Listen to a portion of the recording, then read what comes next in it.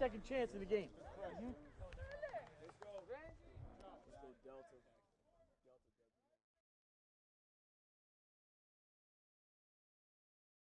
I've done a previous clinic for Coach Albaugh and Chief Pigskin on the 4 last year.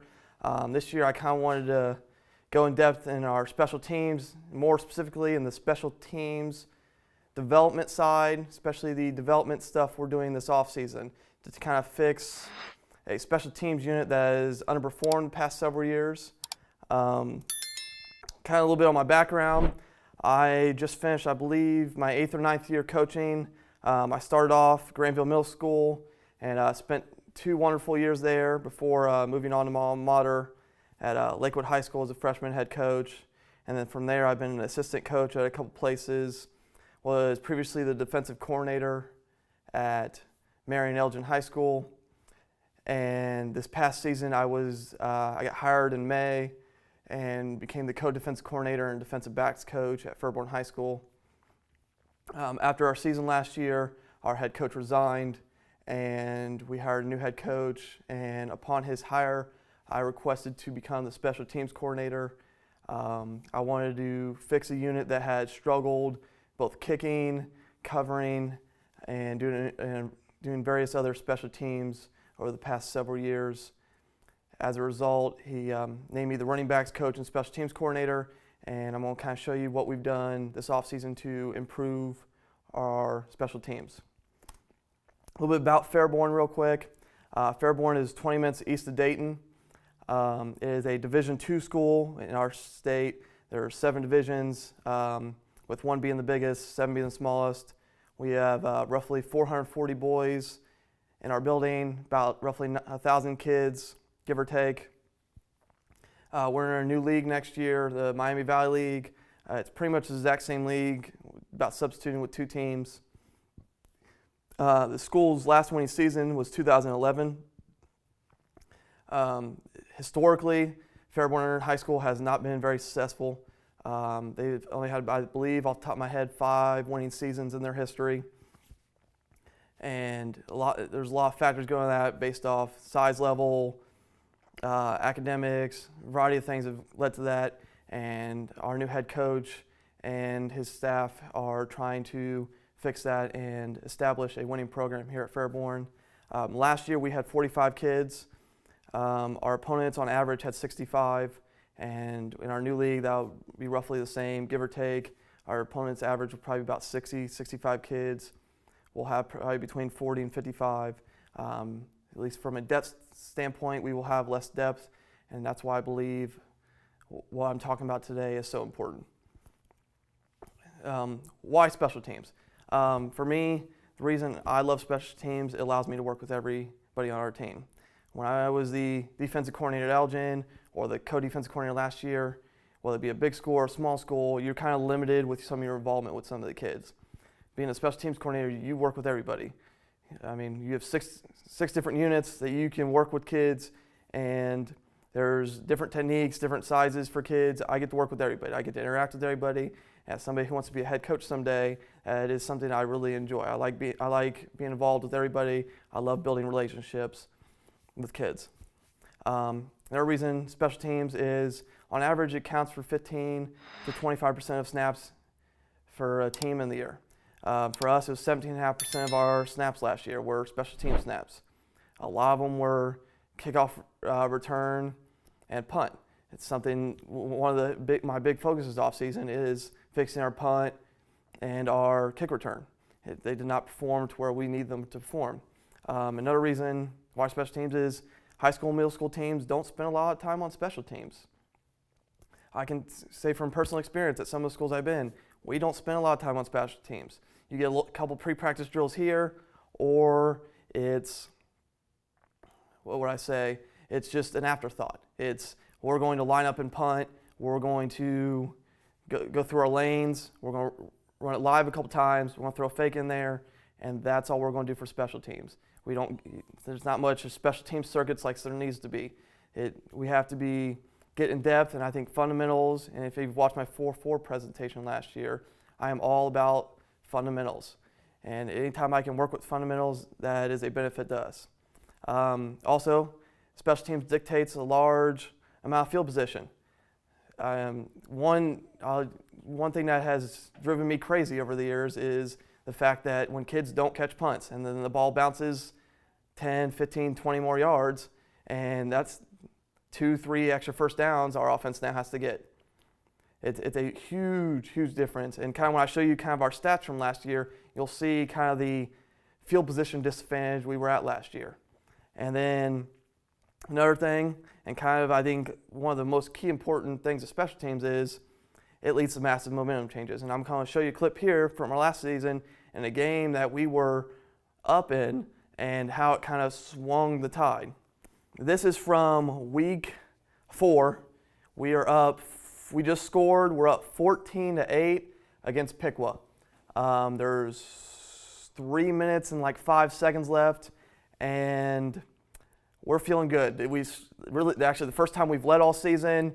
We are doing long drives. Defensively, we are forcing long drives.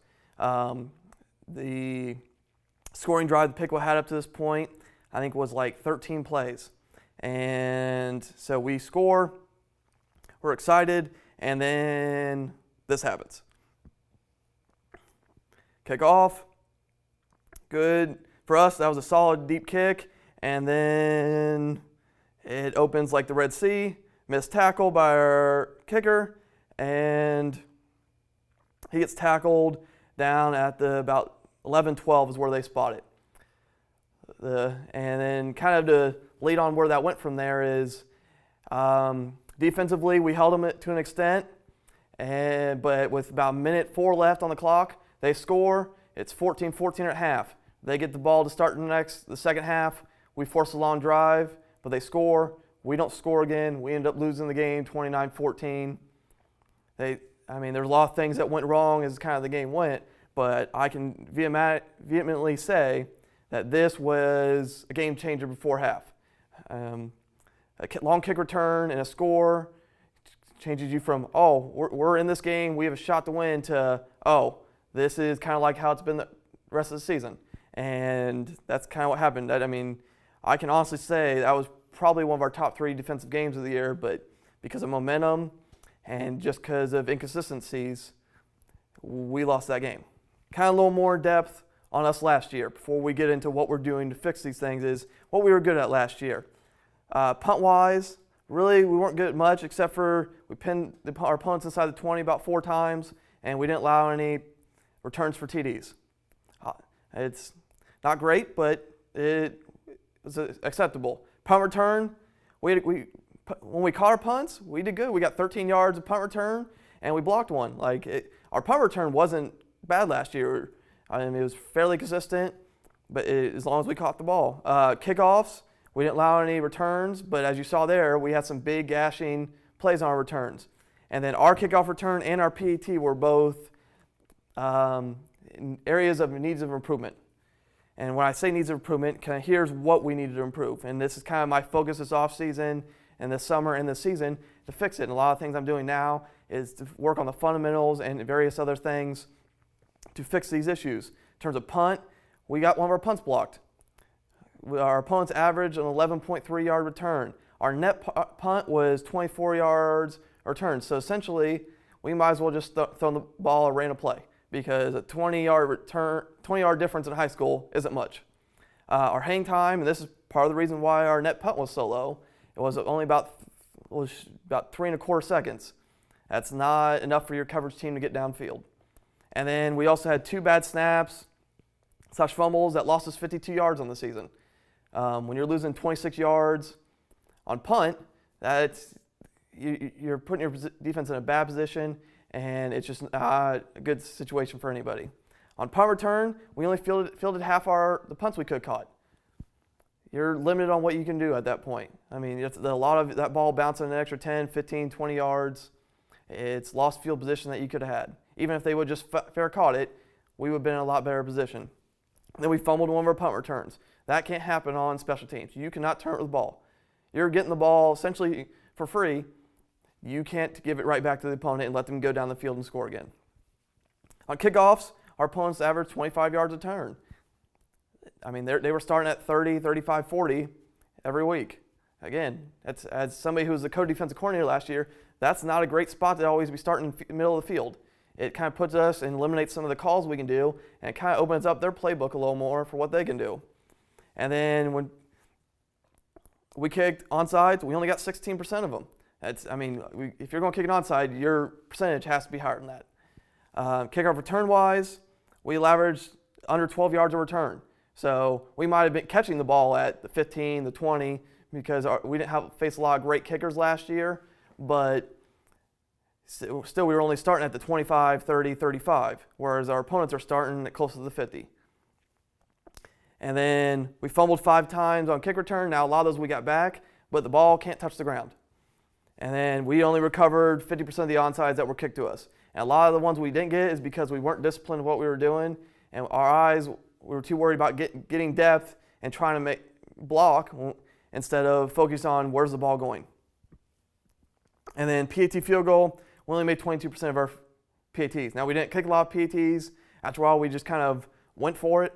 But when you have 3 bad snaps / holder issues, you have a block, and then you just have some missed PATs and field goals, that's a recipe for an unsuccessful season. I mean, I ran out of the field and scored, but if I'm only getting 6 instead of 7, or if I get in field goal range and I can't make it, we're losing points on the field. And as a team that needs to take advantage of every point we can get, that's not a good situation for us. Now, to show you that, this is what we're going to be. This is my focus for next year. We're going to be aggressive. 90%, and I read this article the other day. One of our former special teams coordinator showed it to me. He's now a head coach at our school. But 90% of games in which punts are blocked, that team with the block wins.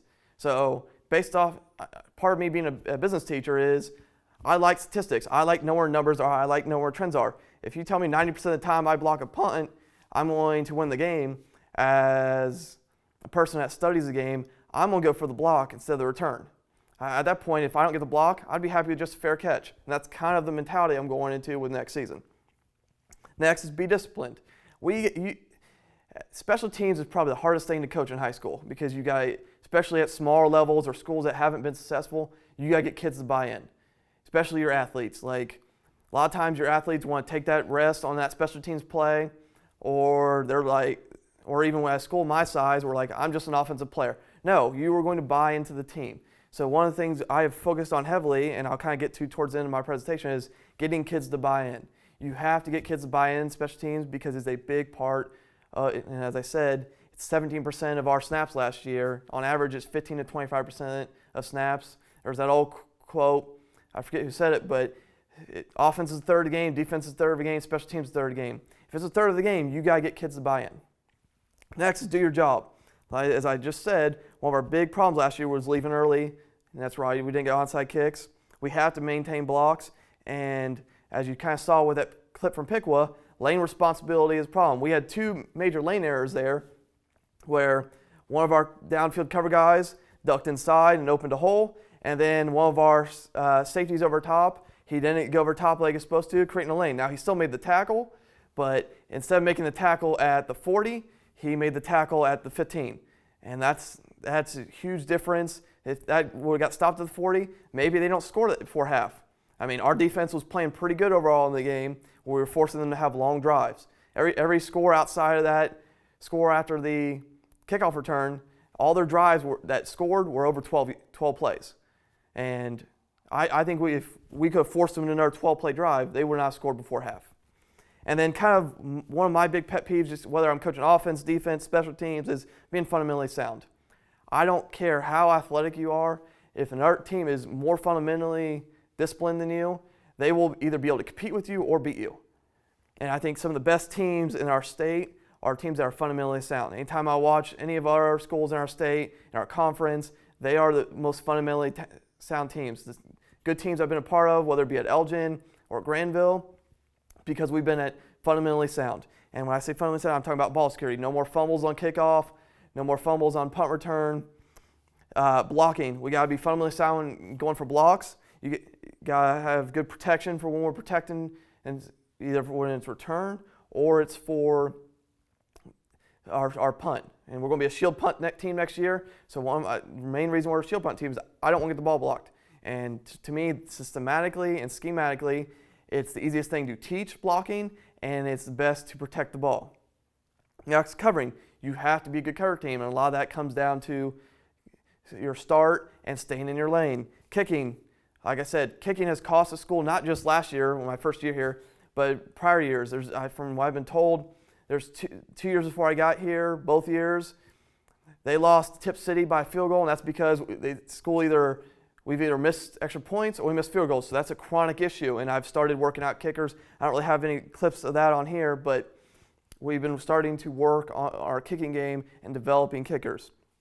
Next is snapping, holding, catching. As I said, we lost 2 on punt. We lost 2 because of bad snaps for negative 52 yards. When you lose 52 yards, that is unacceptable. Holding was another one of our issues on PAT and field goal. We had several errors there. That's the kind of fundamentals you got to fix. And then track and field the ball. And this kind of ties in with defense as well. You got to be able to track a hip, and we got to make a tackle in the open field. That's true in defense and special teams. If I can work on those skills here, it can help our defense out for next year. So what I want to kind of go into next is our fundamentals. Now, when I say fundamentals, I'm going to kind of go into the drills we're using to develop our fundamentals. I will kind of get into a little bit of the fundamentals of each technique a little bit, but my goal is to show you drills maybe you can use in pre-practice. Depending on what your state rules, you can use in the off-season, whether if you're like in the South and you have spring practice, or you're say like in Ohio. In Ohio, we don't have any practices per se, but as football coaches, we can pull 7 kids at a time and work on drills with footballs and some shields and other bags. So I've been taking advantage of that severely this off season, and I'm going out 2-3 times a week with about 5, 6, 7 kids at a time and develop fundamental skills for special teams and a little bit for running backs. So these are kind of the drills we're using to fix some of these issues, and I'm going to kind of show you film of our drills and kind of show you stuff last year why we're trying to fix these issues. So the first thing I kind of want to talk about is snapping, both long snapping and short snapping. I've kind of used 3 drills so far for that. First, our overhead throws, our tandem snapping, and then our short snaps with our holder, which I consider a 2-for-1 drill. I consider it a 2-for-1 drill because it allows us to work on short snapping, and it allows us to work with our holders on catching the ball and placing it correctly on the field. So first, overhead throws. Overhead throws is nothing wowing. I mean, a lot of coaches probably do it. It's as simple as just ball above your head and just snapping back and forth. The main thing I tell our kids, and I've kind of learned over the years working with snappers, is you don't want to have, when you're going overhead, you still want to have your guide finger, middle of the ball. Some coaches teach your index finger. I teach the middle finger. Also is to have a very, I wouldn't say loose grip, but it wants to be more fingertip oriented than having your hand all the way around the ball. You want fingertips, you want to push it off your fingertips. The other thing I will say in terms of this drill, in terms of a coaching point, is make sure there is space between your palm and the ball on both hands. But whether it's your guide hand or your snapping hand, you want your palm to be exposed. You don't want it super tight to the football. And then when you release the ball, you want your palms out. One thing I kind of see several times, especially several of my kids who have issues, is they don't float the palms all the way out. They leave it like halfway. You got to finish palms out. So kind of show you a little clip of the drill. This is 2 of our kids. The one closest to me, or closest to the camera, is a freshman. He'll be a sophomore next year. Didn't really play much for us last year, but I'm looking for ways to get him on the field because he is one of our hard-working kids. He hasn't missed a single day of the weight room. In Ohio, there's a 30-day rule once the season ends. You can't have contact. Well, during those 30 days, instead of him taking that time off, he went in the weight room with the baseball coach and lifted with the baseball team. Now, I couldn't have contact with him from a lifting standpoint because I had to take 30 days off, but he's in there. He's been working all season. So I will do whatever I can if I can find him at long snapping, at kickoff return, at PAT field goal. If he can do the job better than other people because he's developed skills this offseason, I'm going to do that because he's put the time in. And then the other kid on the far side of the gym was one of our starting linebackers last year. He's a fairly good athlete for us. He's probably our best long snapper in terms of technique right now. And he's also another one that's just been giving it all off season. And I kind of just want to show you these two kids just putting in the work this off season with me and developing some of these skills. And like I said, my upperclassman there's got a good spiral. My freshman right there, he's very inconsistent with his fingers, and he tends to grip the ball too tight. His guide finger isn't always right, and I try to film everything we do because then I can go show them and show them what they're messing up on, or show them how can I correct your technique. Every kid I work with in this building, I kind of try to get their learning style. 60% of the kids I've had this year in all my classes have been visual learners. So anytime I can film or show them something on the board or send them a clip of something, I think it helps them. So that is our overhead snapping drill, overhead throw drill. Next, I want to show you our tandem snapping drill. Tandem snapping is just long snapping to each other. Just all you have to do, space them out. For us, we're going to be about 14, our punter's going to be about 13 to 15 yards deep. So I'm spacing my long snappers at about 13 to 15 yards. If you're one of those teams that does 10 yards, space them 10 yards. Like I said, most of these drills aren't anything riveting, anything new. Some of these you probably haven't seen, some of these you probably use. But you can use these in pre-practice, you can use them in the off season, and a lot of these drills I'm going to show you don't even need a ball. You can use other like volleyball, soccer balls, med balls, and some of these drills. But I just want to reinforce and develop skills and kind of show you what we're doing to fix our problems. Tandem snapping, it's a lot of the same coaching points. Space between the ball and your palm. Like I said, make sure that space is there. Make sure you have good fingertip grip. You don't want to have your hands super tight. Like I said, you want fingertips. I'm not saying have them all the way out here, but have good fingertip grip on them. Again, when you snap through, palms out, you want to have your palms pretty much like this through your legs. Ideally, I try to tell our long snappers to hold it. They don't necessarily have to, but I want them to hold it initially, because in our shield punt system, their job is to snap the ball. They won't have to block a soul. Their job is snap the ball and then go cover. And I've told our kids already, I just worry about snapping. If you get down the field and cover, great, but my focus is on the snap. I'm not watching what we had last year. And then the other thing, and I think it's kind of an underrated thing, especially at the high school level, it doesn't get coached as well, a long snap should be a full body explosion. So when our kids long snap the ball, they should almost do like a mini hop backwards, like not even a full foot. But and that's where the difference between long snapping and short snapping is, and I'll kind of get that a little bit later when I go over our short snapping drill, is you got to get that full body explosion. It's hips, it's legs, it's your arms. It's a full body explosion. So with that drill, this is literally day one of us after we did our overhead throws of us working with this drill. And as you see, a little hot, a little wobbly, technique's raw, but from where we were then to where we are now, I can say my junior there, it's a lot more crisper, it's a lot consistent. His main thing is accuracy, and he doesn't always look before he snaps, and I've gotten on him about that. That's his biggest fault right now, is they go from here to here to here. I keep telling him, and I kind of told him this, I think Tuesday when we worked on long snapping, is aim small, miss small. And the first response I got from 3 of our kids is, isn't that from the Patriot? I'm like, yes. You know where he learned that from? He learned that from when shooting. When they taught him how to shoot for that movie, they told him aim small, miss small. That's not something that was originally in the script of the movie. That's something he added because it was a good teaching point. And that's kind of what I'm telling my long snappers right now. I want you to aim small, miss small. I want you to aim pretty much right under his chest to right around his groin. Just there's a pocket for you inside his body, aim there. And a lot of our kids kind of got, especially Cam there, my upperclassman, he's kind of got used to our current punter, who's also our quarterback, who's about 6'3", 6'5" with long arms.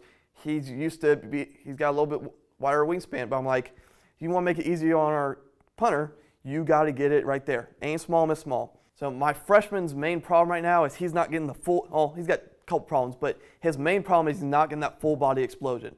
A lot of his will go that 10 yards, but won't get to that 13, 14, 15 range.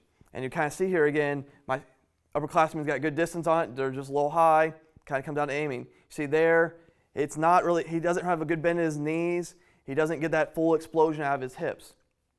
And then one of his other consistent problems, is, again, he doesn't have good finger placement. And that's something we're working on.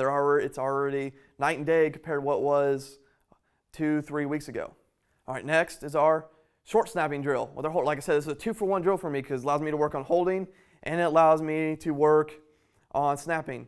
Now, again, all of the kind of coaching points I've gone over haven't changed. It's space between your palms and the ball, fingertips, not the whole hand, palms out. The main difference is it's not a full body explosion anymore. I don't want that going back there at 8,000 miles an hour, going over and going high. At this point, I just want now it to be a upper body explosion. It's just you're using your upper body. You're not using any of your bottom half of your body. It's a lower body explosion. Just get it to our snapper. And the main thing we do is you just want to, I try to tell, originally I was like 6 inches off where the black tee will be. That doesn't work for our kids. You try to tell them, oh, 6 inches, and now they're trying to do math in their head and envision a ruler, and their mind gets blown. At this point, I say, aim for his knee. Aim for his knee, slightly above his hand, in between his hand and his knee. Get there. And for some reason, it works for them. It lands in the right spot. His knee is probably a little high, yeah, but that's where it fits everything. It flows directly. It works with their heads. And it's kind of where I've had to adjust some of our teaching to help our kids. It's just aim for the knee. And it works wonder, because when I was saying 6 inches before, I had snaps going everywhere. I had snaps going to the ground. I had snaps going high. I had snaps going out wide to the side. It was driving me insane. The second I said knee, it was virtually all in that circular area around the knee, and our snappers had good catches. Okay, so I'll show you 2 examples of this. One is our upperclassman, is our junior you've already seen. He's our long snapper in our drills, and then our holder from last year, who will be a junior next year as well. Since he's not running track this year, I'm going to work on his developmental skills and develop both his snapping. So right there, like I said, I told him aim for the knee, gets it right into that hand placement, good, crisp. Like I said, the only thing we got to do is speed that up a little bit. Great thing, well, not the great thing, but the main thing in terms of punting and field goals is time. If you can get that ball off in 2 seconds, that's not getting blocked. Unless they have a 4.2 sprinter over there who can get to that ball quickly. With how deep I have our kids, it ain't getting blocked. So if I can get that ball off in 2 seconds, we're great. If it's 2.2, I'm still happy, but I'm a little uncomfortable. Anything over 2.2, it's getting blocked. That's my honest opinion. Based off where I've seen 8-9 years of high school football, if that snap and that kick is over 2.2 seconds, it's getting blocked. So for this first cycle, I wasn't really worried about time. I was just worried about the fundamental aspect of get the ball there, get the ball down. Now, as we continue this over the next several weeks, I'm going to focus on speeding that process up. Get the fundamentals down, then you can add speed to it. Kind of like in the weight room. If we teach fundamentals first, then we add weight. That is the key. In this instance, instead we teach fundamentals, then we're going to add speed. And then our younger guys. Again, this is my freshman again. This is a lot easier for him because that's how he tries long snap with an upper body movement. So this is the perfect spot for him if he can get the short snapping down. And then my player there holding the ball, he is a freshman as well. He'll be a sophomore. He missed a good half of last season with a broken collarbone.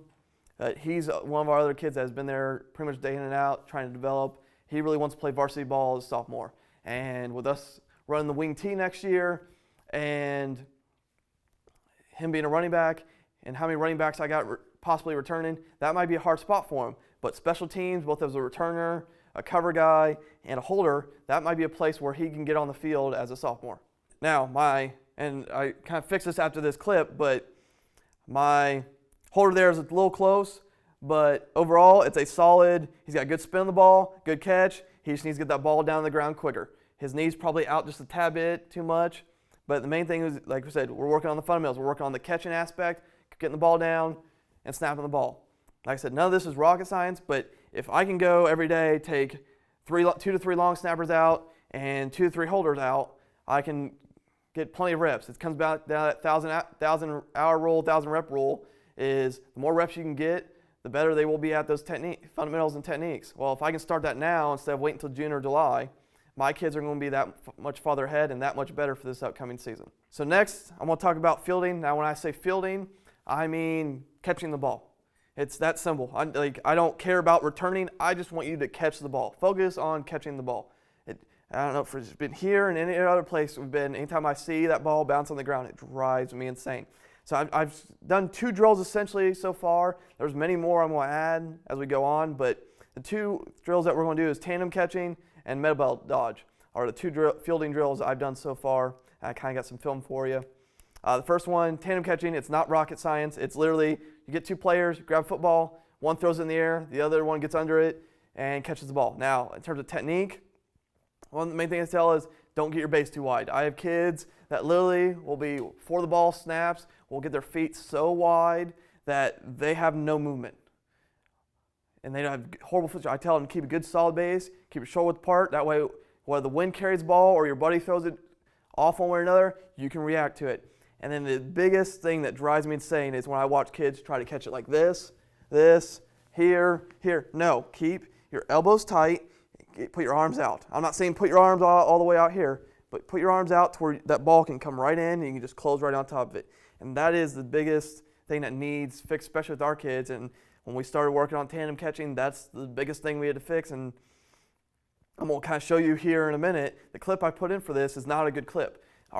It is really a teaching moment for our kids, and I kind of showed it to them as look what you're doing wrong here. This is what we need to fix. You need to get your arms out wider. All right, for the tandem catching aspect, my one return right there just throws the ball high in the air, gets good spin on it, he gets under it, and his arms are too tight. His arms are here. Ball can't go in. He also tries to close it too early. So as you kind of look, and he's getting under the ball, he's tracking the ball good, eyes are on the ball, all that's good. He's getting under it, he's tracking it, but look at his arm. It's like here, it's not. It's tight, it's kind of moving sideways. It's not where you want it to be. So as the ball starts coming down, he gets under it well. This is what I want. Starts closing it, and his finger's a little too wide. That's what you can't have. You can't have your hands essentially here. You gotta have them out here. Ball comes in, close, tuck the ball, high and tight. And that's the biggest, and cannot have the ball hit the ground. And that's kind of one of the things I want to preach over in our kids. Ball security, ball high and tight, get under the ball, good arm, and catch the ball. Now the other thing I will say is make sure your palms are in. I have kids that literally try, even if they get the arms tight, elbows tight, they try to put their arms like this or turn it too much. You want palms facing your face. And then the next drill, med ball dodge. I actually stole it. I was talking to, I believe it was a college coach or a high school coach. We're talking special teams, I think back in early January. And I saw this drill and I loved it because it did 2 things. It worked on catching the ball, it worked on reacting, and worked on getting upfield. One of our other problems was last year, it was more kickoff return than punt return, but they'd catch the ball and they'd go east and west. And instead of gaining yards, he got tackled and it was like a 5-yard gain. And on kick return, we averaged 11 yards return. That's kind of how I'm fixing this. Now, are they always going to have somebody right on them the second they catch the ball? No, but I'm teaching them to cut, get upfield, and that's what I want. Get north and south. I don't care how many yards you get. If you're gaining yards, you're putting our offense in a better position. Okay? And then the rest of the rules for coaching points for this are the same. Elbows tight, arms out, have a good base, and here's kind of an example of that drill. The main thing you need for this drill, all you need is a returner, somebody with a med ball, and the guy behind him throwing the ball. It's a great drill, in my personal opinion. And as you see right there, it's first priority, worry about the return, not the med ball. Once you catch a ball, get your eyes upfield, react, and then get vertical. Now as you see there, now ideally, I'd want him to get that ball to his outside arm before he gets upfield, but the main thing I liked right here is the second he caught that ball, he got tight, okay? He's working, getting upfield, he's securing the football. As you see towards the end of the clip, high and tight. But I love this drill just for the main aspect that it focuses on catching the ball, making a cut, and getting vertical. Kind of what you can do for both these drills to kind of enhance them. If you want them to focus more on, if you're worried about them focusing too much on the med ball or focusing on something else, that I kind of learned is get some like bean bags or some tennis balls, and as the ball's in the air or before you even start throwing it up, just start throwing bean bags and tennis balls just either at their chest or around them. So you can tell real quick if they're getting distracted or they're too worried about what's happening around them. If they're still right here looking up, trying to find the ball, that's a good sign. If they're getting all distracted by what's going on around them, hitting them, that guy's either probably not your returner or needs to work a lot more on it, because I need somebody that's just going to look and find the football. And the next is covering. I kind of got about 3 to 4 drills here. One of them I unfortunately don't have filmed, but I'm going to show you kind of an example of why we work it because of something that happened last year. The drills are a takeoff drill, a void drill, which we use a dip and rip aspect to it, but you can use a lot of different things. Several different techniques instead of the dip and rip. I just like the dip and rip because it's very simple for me to teach our kids. And then we have a 2-on-1 drill and a 3-on-1 drill. First, takeoff drill. It's not rocket science. Put a kicker out there, you put 4 to 5 people to his left or his right, kicker approaches the ball, your kids take off for 10, 15, 20 yards. It just works on exploding and taking off. And that's one of the things that I saw that was our deficiency last year, but I also see in other high school teams and some other college and NFL teams that don't have necessarily great kickoff units is they don't all kind of take off. There's different levels of them taking off, and this guy takes off late, this guy takes off too early. It needs to be just one systematic movement. Now, they might end up on different levels depending on what your scheme is, but you have to have a unit that just takes off with some speed. And that's kind of what I wanted to focus on. You don't need to necessarily kick the ball for this drill. The clip I got for you, my kicker that I've been working, one of the kickers, well, actually all 3 of my kickers this offseason, 2 of them are playing baseball and the other just had eye surgery. So I didn't have a kicker when I filmed this drill. Thankfully, my kicker will be back next week. So for this one, I just had a fake kicker, fake kick the ball. Once he got to a certain part of this approach, my 4 kids took off and they sprinted 15, 20 yards down the field. It's a nice little extra conditioning drill, but at the same time, it works on that takeoff. And you can also kind of work on your initial cover lanes here as well. Make sure they're keeping good space on between each other, and good separation. Kind of one of the main things I want to kind of point out is make sure your kids aren't losing their balance. Make sure they're not too focused on taking off that they almost fall on their face. I had 1 or 2 kids when I did this drill last week, they almost fell on their face because they're too worried about trying to get that start and race people downfield. No, we want to just get downfield, good pace, explode downfield, have good separation of each other. When we're prepping our takeoff, we're going to have eyes on our kicker. Once our kicker gets a certain spot on his kick, then we go. Good use for this would be you can put a cone out there, kind of be like, once your kicker gets here, go. Problem is, cone's not on the field during the game. So at some point, they kind of have to learn where does that kicker need to be, because a lot of times I've heard special teams coordinators and other coaches working with kickoff that have been around say, just judge it so you're not offsides. Judge the kicker speed.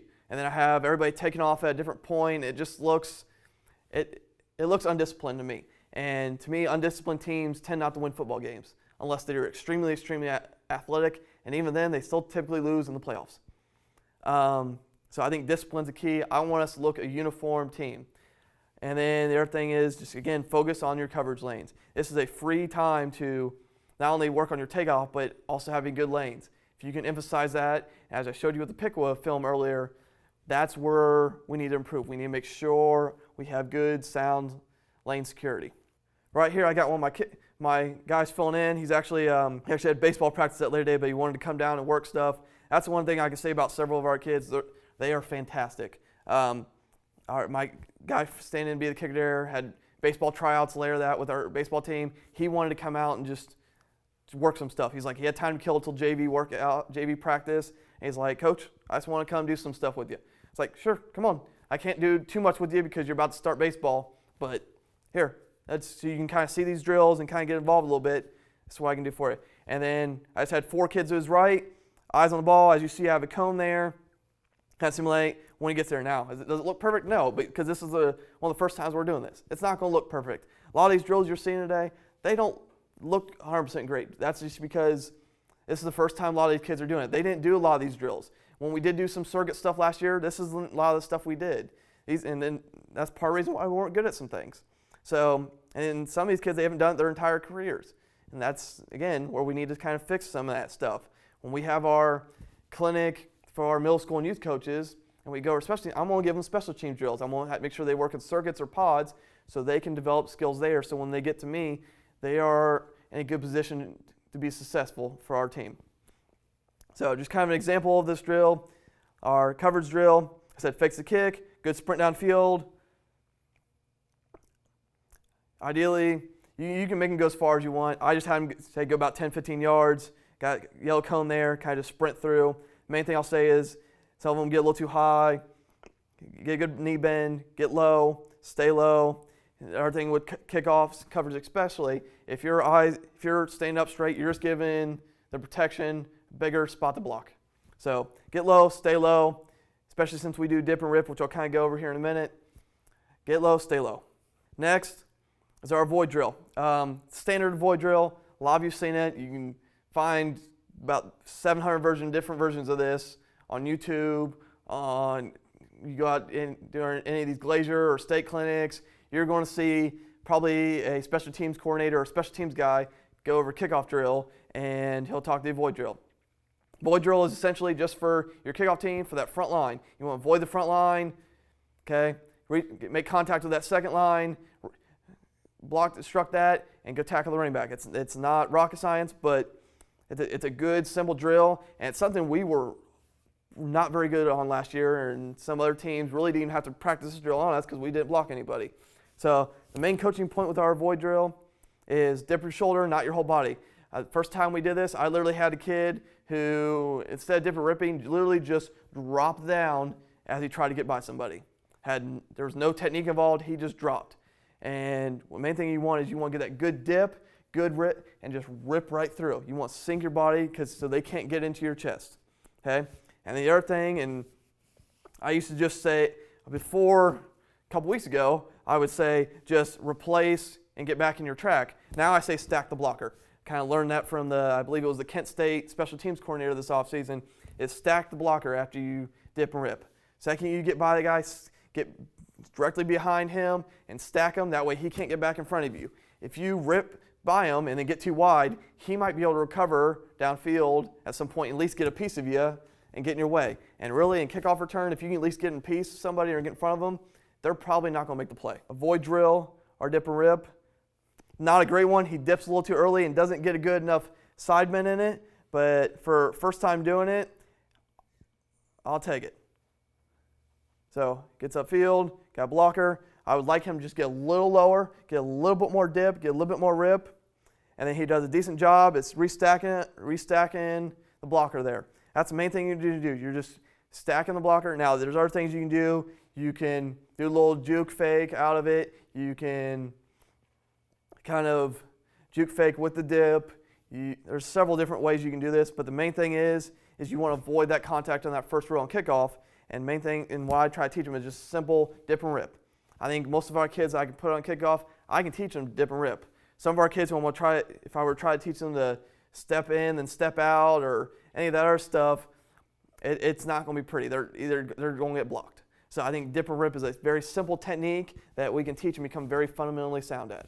And then kind of as a former DB coach, defensive coordinator, this is probably my favorite cover drill. It's mostly for punt, but you can use it in multi-facets, kind of multiple things. It's a 2-on-1 drill. Literally, you can either punt it or throw it to the returner, second that ball's released, your gunners go, break down as they get close to the ball carrier, box them in. It's a very simple drill. Main thing you got to do is you got to teach your kids to track the hip, and I think this is a great drill for teaching track the hip. You also got to make sure they break down. I have kids last year during practice and when I was doing this that didn't want to break down. They just wanted to just run upfield and try to just tackle them. No, you got to break down because it just takes one move, and now he's got steam and he's upfield. And then aim for the hip. Don't go upfield and bend in. I had one kid last week actually it was earlier this week when I did this drill. He took about 7 steps up the field, then cut into the returner. So at that point, you've lost a lot of time at that aspect. I kind of take it back to math, and I kind of try to collect it. I was like, what is the shortest point between you and there? He's like, right there. Well, then why did we go up the field, then here? You just went A, B, C instead of A to B. So you got to find the shortest route. You got to kind of just show them examples of what they might know and how to get there. But if you just take the quickest point, get there, aim for that hip, you're good to go. So I apologize for the bad film on this, but I don't have state-of-the-art facilities, and half the time I have to use my phone to film this. So it's kind of eye level. But just imagine if you had a long snapper in the middle, you put about 5 to 10 yards, you kind of, depending on how your scheme goes and depending on where people are. But I do about 5 yards in between each, set cones. Second that ball's released, my kids go and cover the drill. In full practical, as we continue to expand this, I'll set my returner deeper and deeper. But for the initial teaching of this drill, I only have my returner about 15, 20 yards deep. Our cover guys get there really quick, but main thing I want to teach the initial aspect of the drill before I advance it to, oh, he's now 30, 40 yards deep. You got to get down the field and cover. Okay? This is where you're still in the fundamental stages and we're early teachings of a lot of these drills and these techniques. So as you see here, good solid release, okay? Breakdown are not great, but they're not horrible. But they box them in. Now, I will say this, he probably should have broke down just a tad bit later, because had my returner there not tried to make too many moves and just got vertical, there might have been a seam there. But overall, for our first handful of times doing this, not bad coverage. We're a little high on our sprints, but they take off good, break down. And the main thing, the only really bad thing towards that end is he starts overreaching instead of just continuing to close the gap. We don't want to overreach. That's how we miss tackles. But we want to continue. He started breaking down. Just keep breaking down. Box him in. Close him in. Now, to advance this drill, it's not very difficult. It comes with 3-on-1 drill. You add your long snapper in there. Now, you can have your long snapper actually snap, or you can kind of just say go, let them go downfield, kind of depending on whether you have your punter back there, if you want to punt the ball, so forth. But just make sure your snapper focuses on this. If you have them snapping, snap first, and now it becomes just a triangle drill essentially. Okay, my gunners box them in, my long snapper straight to them. And I got a clip kind of not this drill, but kind of how this went bad for us last year. And kind of why I like this drill even more than the 2-on-1 drill is because it allows us to get the 3 people I'm going to release in our shield punt scheme next year and improve on their techniques of covering downfield. So this is us last year. It is week 6. Stebbins is one of the games we won last year. But this is why Stebbins was able to hang with us for a little bit, is because we made some errors like this. Okay, solid punt, and there's a seam to the outside, makes a cut, gets vertical, and he's got a good return. Okay, but if you look right here, and you look down at the bottom of the screen to my gunner, this is kind of where it all started going bad. Okay, takes an angle, and look how far he is inside at this point. Okay, and instead of tacking his outside hip right here, he is essentially head up, and pretty much he's overlapped our long snapper, which is not where I want him to be, right? So there's him, there's a long snapper, there's my right gunner. They've made a small triangle, but it's not surrounding my guy. It's surrounding each other essentially. And here's our returner. That's the main thing that has to get fixed for next year, is we cannot get too pressed inside. We got to do our job. That kind of goes back to what I was talking about. What we need to be next year is we need to do our jobs.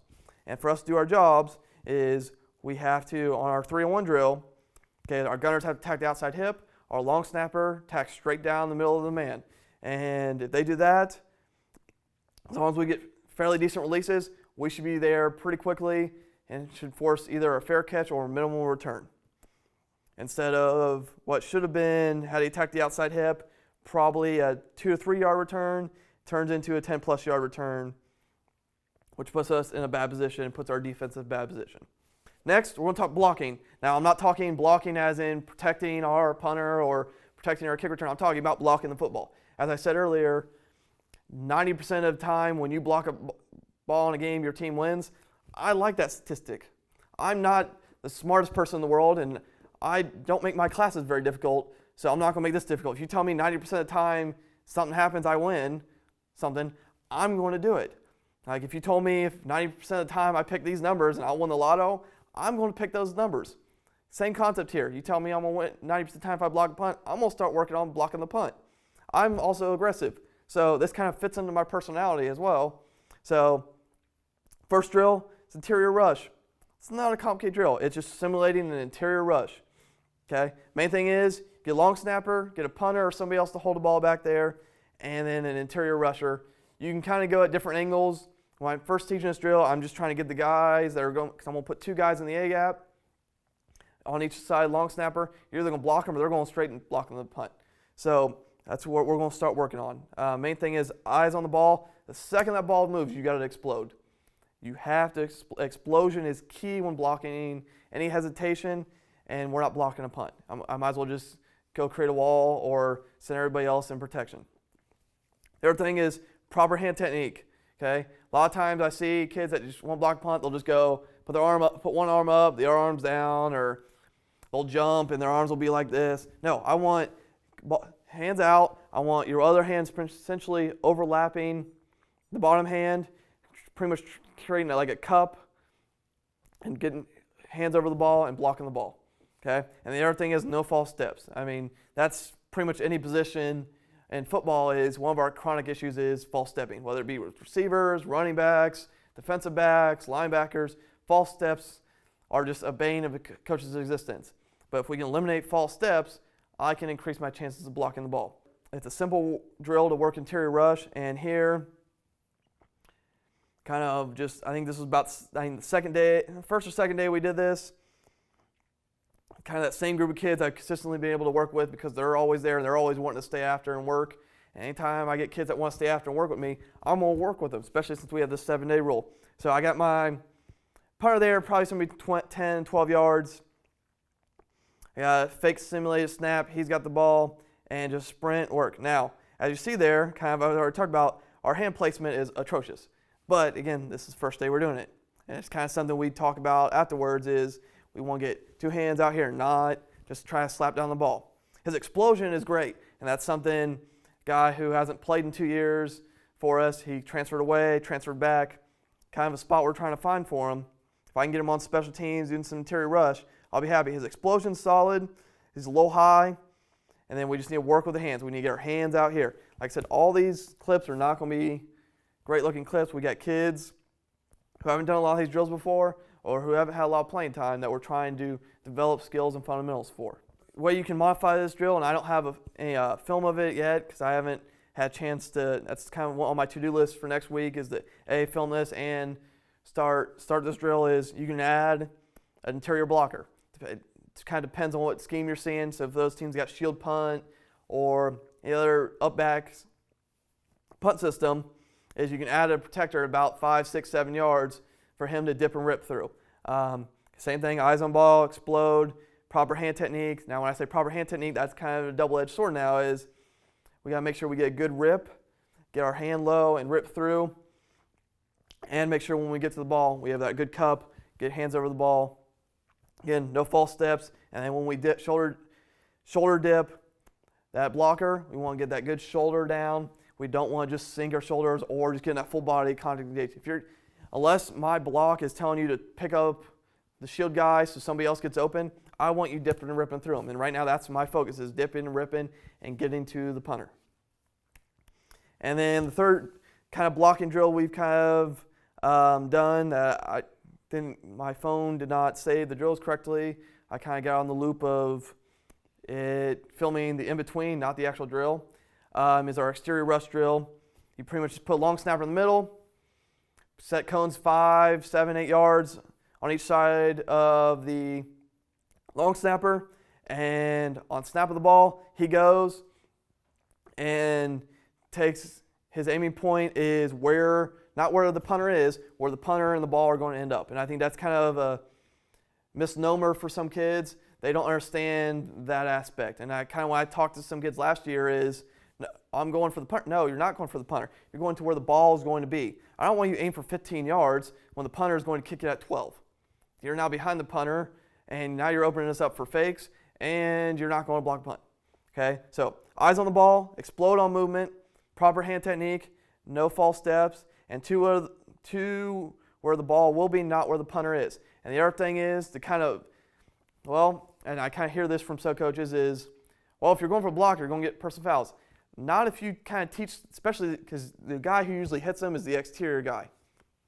If you teach technique right, you probably won't hit the punter even if you miss, because what you want to do is you want to come in front of the punter, your body coming in front and across with your hands out.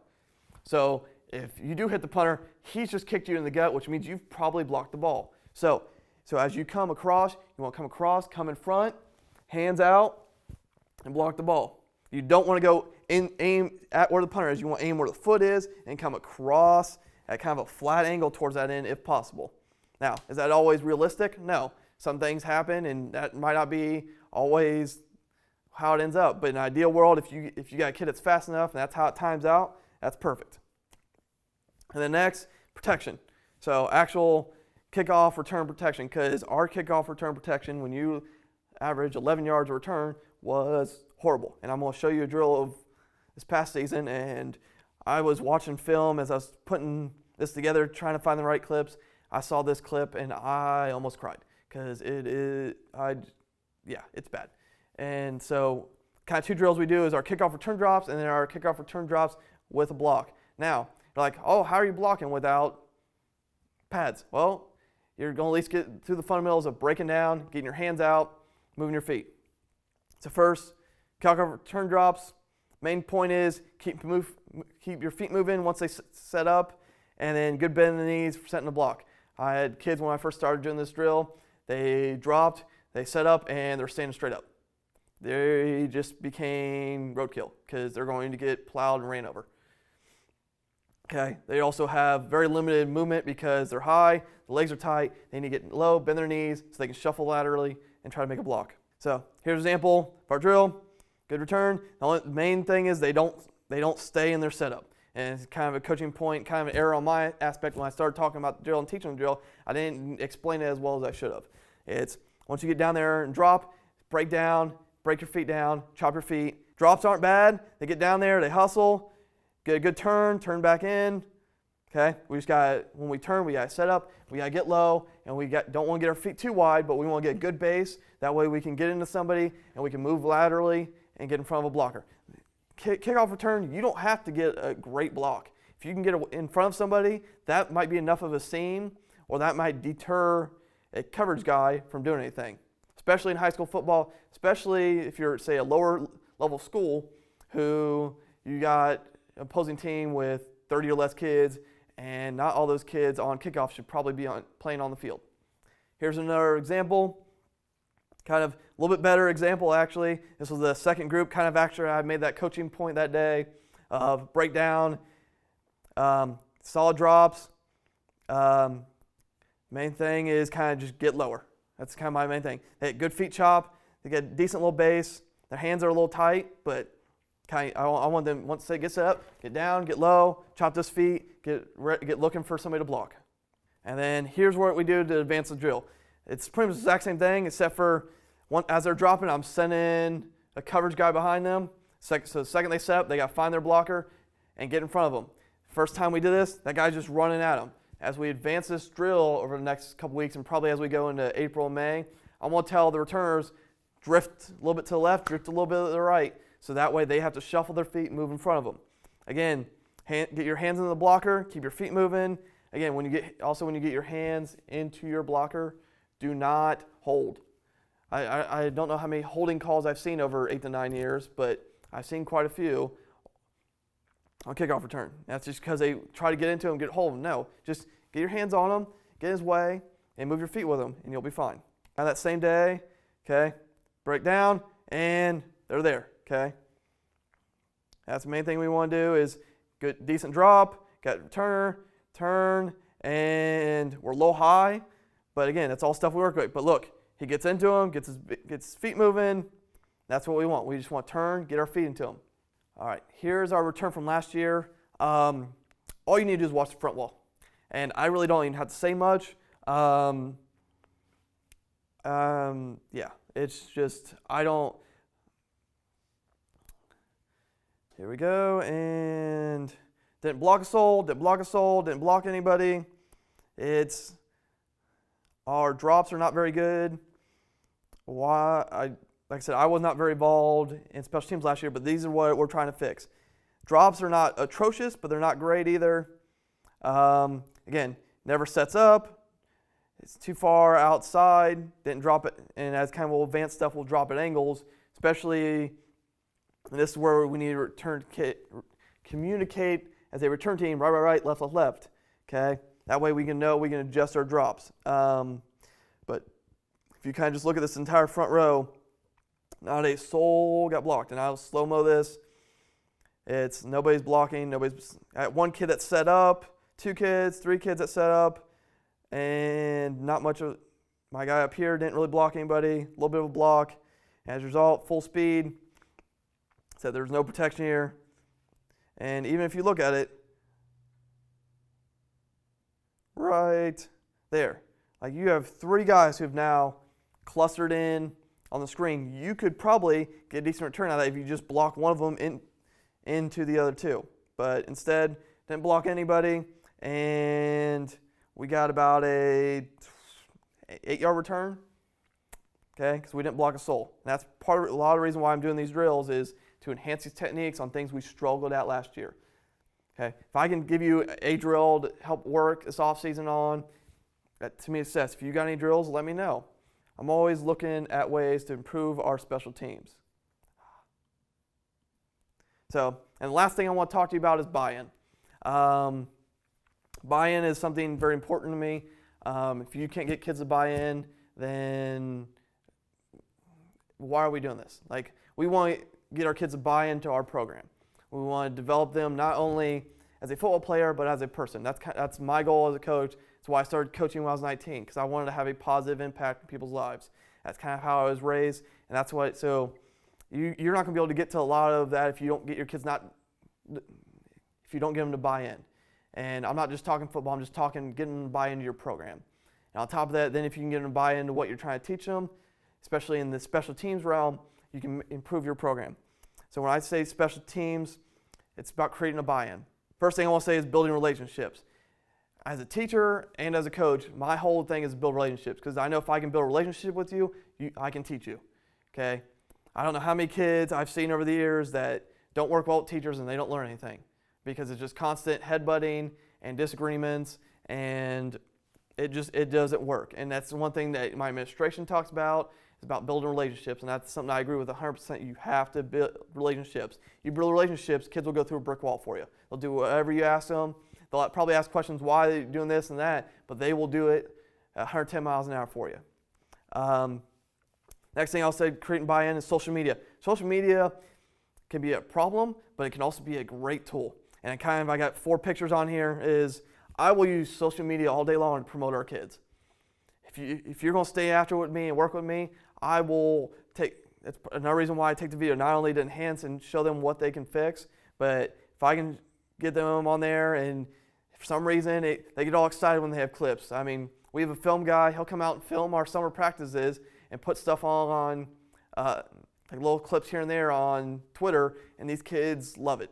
And it's something that motivates them. If that helps, great. I mean, that might be a little bit, you could argue it's a little bit about that me culture and all that, but at the same time, if it helps get kids out on the football field, help get them buy-in, I'm all for it. And kind of as you see, if I have their Twitter handles, I'll tag them. I'll occasionally do like hashtag getting better or some other little goofy hashtag to kind of just get them buy-in. And as you see kind of at the bottom, these are kind of like views, and they love, oh, I got this many views, I got this many retweets, I got this many likes, okay?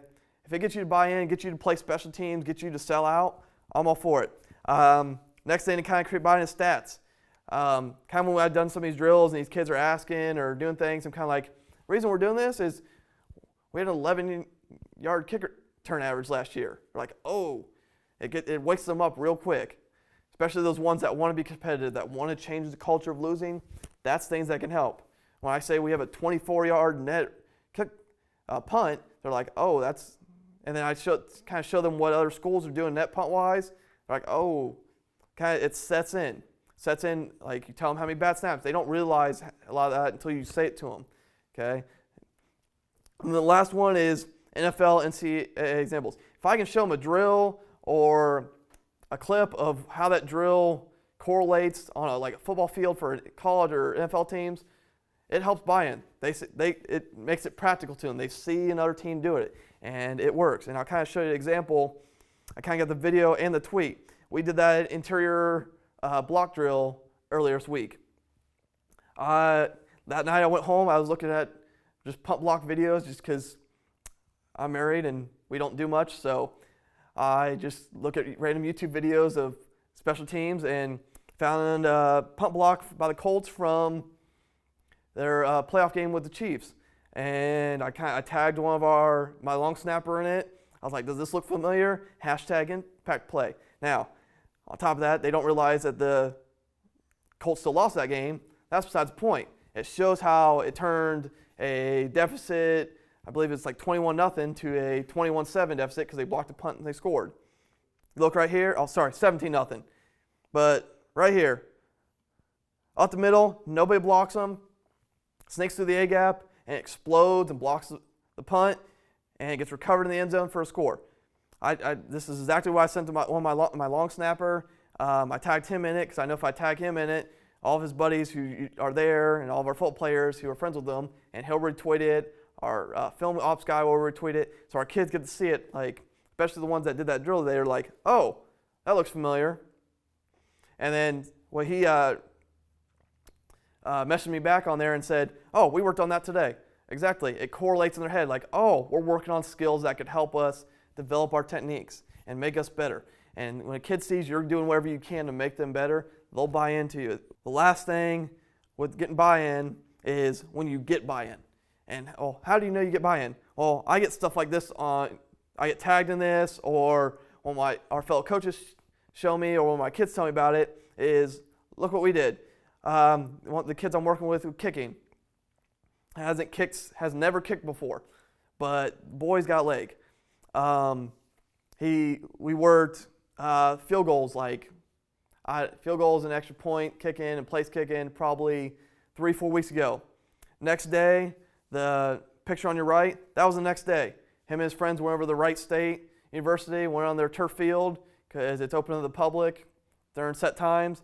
And after they got done throwing the footballs around, doing their little 7-on-7 and having fun with each other, he started kicking field goals. Started kicking some 25-yard field goals, and he just started working on it the day before. Now, is there a lot of things he's got to work on? Yes, but he's bought in. He wants to kick the football. And then the picture on your left that's following week. There's their 7-on-7 stuff. They have their fun. He's kicking 45-yard punts. He's bought in. And the kids that are with him are buying in, and they're getting excited, and they're filming it, and they're getting excited. And a couple other kids have asked if they can try long snapping, if they can try this and try kicking, and how good's he at kicking. They're getting excited. And if I can create excitement, I can improve our special teams. If I can get you to buy in, okay? Because I want the kids that want to play special teams. If you don't want to play special teams, you're not going to try. And kind of with that, if you need any more information, there's my contact information. My Twitter is @CoachBanstra. My phone number is 740-973-9115. There's my school email. If you got any questions, just let me know. I hope this is a help. When Coach Albaugh asked me to do this, I kind of want to just focus on things we're doing to improve our program now. I could have gotten more DB drills or more defense stuff, but kind of want to do something that hasn't really been done before, at least in terms of on Chief Pigskin and other things like that. I want to focus on drills to help develop your special teams, whether it's in pre-practice, in practice, or something your kids can just go out and do if you just show them clips, or kind of stuff you can work with them individually, like in the state of Ohio, we get that 7-person rule and so forth, or stuff you want to do this summer. But anytime we can improve the fundamentals, kind of get that 1,000 reps, this 1,000-hour rule, and get those fundamentals developed, we will be in a better position for this upcoming season. Again, I want to thank Coach Albaugh, everybody at Chief Pigskin, all the head coaches I've worked for in the past that kind of put me in the position to have this opportunity. Again, thank you. And if you have any ideas, drills, any constructive feedback, I'd appreciate it. Thank you again.